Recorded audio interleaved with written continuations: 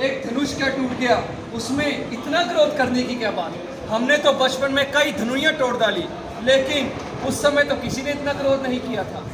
वो राजा के लड़के, तू मुंह को नहीं संभालता है। मुझ जैसे क्रोधी के आगे क्यों आंखें लाल निकालता है।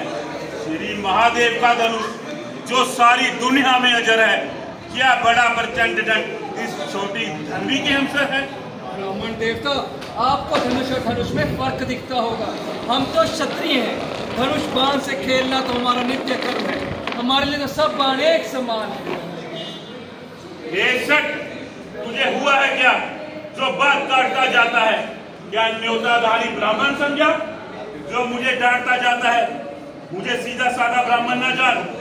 मैं क्षत्रिय कुल का द्रोही हूँ, भृगवंशी बाल ब्रह्मचारी, अति क्रोधी और निर्दोही हूँ।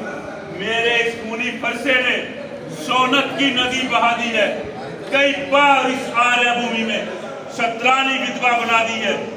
विज्ञान शास्त्र बाहु का जो भुजा काटने वाला है, मेरे फरसे को तू भी देख जो लहू चाटने वाला है। ब्राह्मण देवता, आप मुझे बार बार डरा रहे हैं, तो ऐसे लगता है जैसे एक बालक बार बार पर फूंक मारकर पर्वत उड़ाने की चेष्टा कर रहा हो। ब्राह्मण देवता, जो वीर होते हैं वो अधिक बातें नहीं करते, वार करते हैं।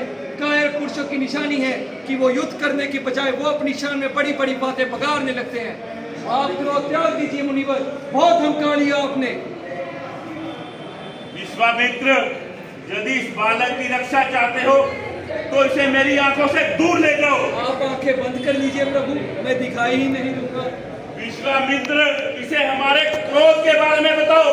आप अपनी गुणगाथा सुनाई इतनी अच्छी सुना लेते हैं कि दूसरों की आवश्यकता ही क्या है। अगर अभी तक अपनी गुणगाथा गाते गाते दिल ना भरा हो तो सुना लीजिए कि किस तरह क्रोध में आकर आपने लाखों निर्दोष क्षत्रियों का संहार कर दिया, पिता का ऋण कैसे चुकाया, माता का गला स्पर्श से कैसे काट दिया।